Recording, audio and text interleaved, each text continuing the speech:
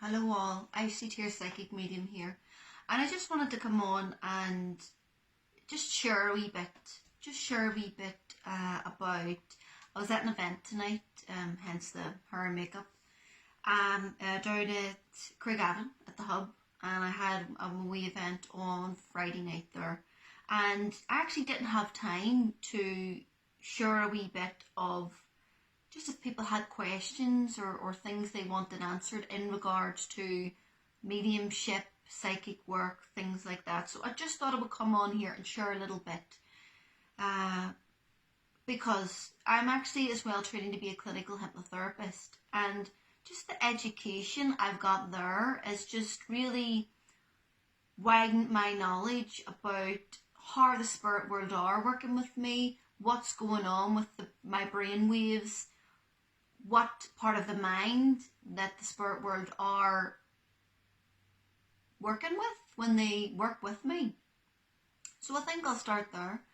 I'm nearly, come September, I'll be, fully qualified clinical hypnotherapist, also with an advanced diploma with Irish hypnosis.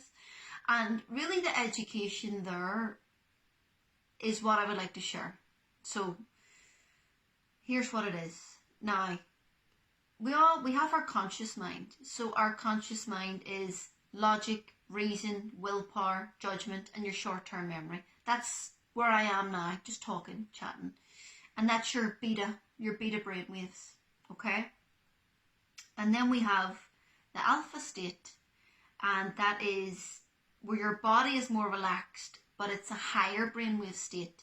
And that's where that's your subconscious mind. So your subconscious mind is your feelings, emotions, your habits, your beliefs, your protector, and also your long-term memory. So what happens is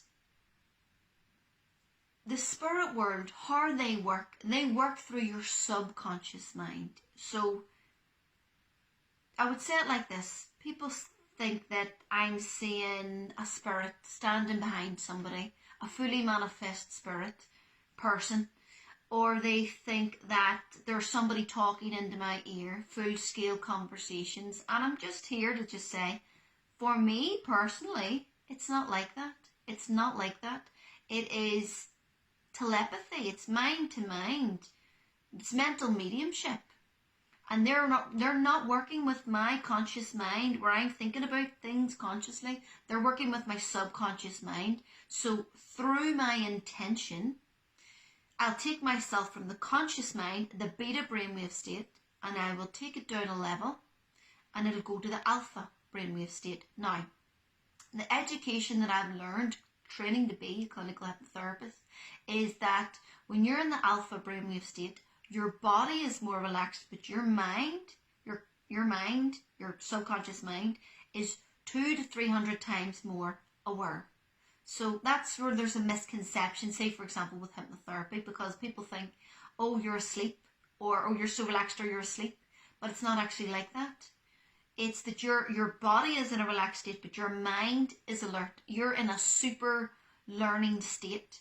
It's actually the alpha brainwave state is the brainwave state that children are in. Children between the ages of 0 and 7. So you know the way people would say, oh, children can pick up 3, 4-year-olds, 5-year-olds can pick up 2, 3 languages with no bother, because they're like a sponge. They are in the alpha brainwave state, which is a super learning state. Now, you can get to that brainwave state when you're older than 7, through meditation, through other things, but training as a medium, I have been able to hone my skill set, shall we say, my ability, whatever. I've been able to, through my intention, take my brainwave state from beta, conscious mind, while I'm standing talking, but I've been able to bring that down to the alpha brainwave state. Now that is where I'm more relaxed, I'm more receptive, but my mind is in a higher brainwave state.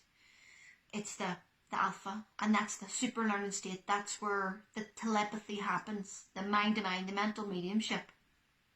So it works like that. I'll give you an example. I was working this evening at the Hub and had a grandmother come through, and she had shared with me that her name, that there was a granddaughter that was named after her. Okay? So that was the first wee bits of information that I gave. And I had about 8 hands go up, which I was actually quite surprised. There was 8 different hands that went up. But anyway, what this grandmother then showed me was that, see, I'll explain it like this. The spirit world, through my subconscious mind, which is my feelings and emotions, my habits, my beliefs, my protector, and also my long-term memory. Now, the spirit world used something from my long-term memory, and here's what they used. I know a person, a friend, an old friend, who has a daughter named Lacey. Okay? Now, that's what I got brought first. Now, I could have went with that and said the name Lacey is relevant. But I knew instinctively, intuitively, that it wasn't about the name Lacey. So I had to go dig a bit deeper, feel into it, using my feelings of the subconscious mind, using my feelings and emotions. And what the relevance was they were showing me that my friend, my old friend, had a daughter named Lacey, but that the daughter named Lacey really looked like the person, really looked like there was a strong family resemblance. See, my friend's daughter really looked like her father, and that she always said that. So what I had to feel into and know which was the right information through this, what I was given, was that it wasn't the name Lacey that was relevant. It was that there was that connection that this granddaughter, who the grandmother was coming through to, this granddaughter really looked like the grandmother, had a strong family resemblance. And that's what it was. I could have went on the surface things, I could have used the name Lacey, but it wasn't right. And I knew it wasn't right. But what I was able to share, that was taken, that was correct. Because the spirit world aren't using my mind, conscious mind. They're using the subconscious mind. And I was able to, the lady came up to me after the dam and said, that's completely right. My grandmother has curly red hair and all my children are blonde, bar this one child, this one daughter, who looks exactly like my grandmother with the curly red hair and also has her name, her namesake. So that was correct. The pieces that I shared, it's, the family resemblance and the name. That's just a quick example. The spirit world might show me clairvoyantly through my subconscious alpha state. They might show me, this has happened many times before, they'll show me a picture of my brother. Right, so when I then did the link, okay, years ago when I did the link, I knew it wasn't to do with the person who I was trying to describe, the person in spirit, that they looked like my brother, that he had brown hair, blue eyes, etc. It wasn't that, but the very fact that he was my brother, that they were showing me a brother, as in my brother, that I knew, this is getting a bit complicated, I hope it's not, that I knew I had to say to the person I was coming to, I have a brother in spirit. And, I'd say his name's George, whatever it may have been. But the very fact that they showed me my brother was a piece of evidence for me to know that I was talking about a brother from the spirit world for the recipient. Now, it's kind of like a jigsaw piece, and you have to put these pieces together into a puzzle so that it makes sense. Now, there's 100 different ways you could work with whatever piece of information that you have. I'll give you another example. I was doing a reading for a man and I seen a picture of Steve Martin. Steve Martin, father of the bride. And here's what I was able to get from that one image. From that one image, I was able to say to the man, would you recognise the name Stephen? Well, firstly, I says, would you recognise Dad in spirit, father of the bride? He said, yes. Would you recognise the name Stephen? He said, yes, Stephen is my brother's name. I said, and I was still looking at this clairvoyant image in my mind, and I seen that in the movie Father of the Bride, he has a crushed velvet blue, navy blue suit on. And I seen the blue suit, and I said, would you be able to take that this person, this father in spirit, because the blue made me think of water, but it made me think of alcohol. Would you be able to take that this person in spirit had a drink problem? He was an alcoholic. And the man said, yes. So from that one image, I was able to get that it's not that it was relevant about Steve Martin.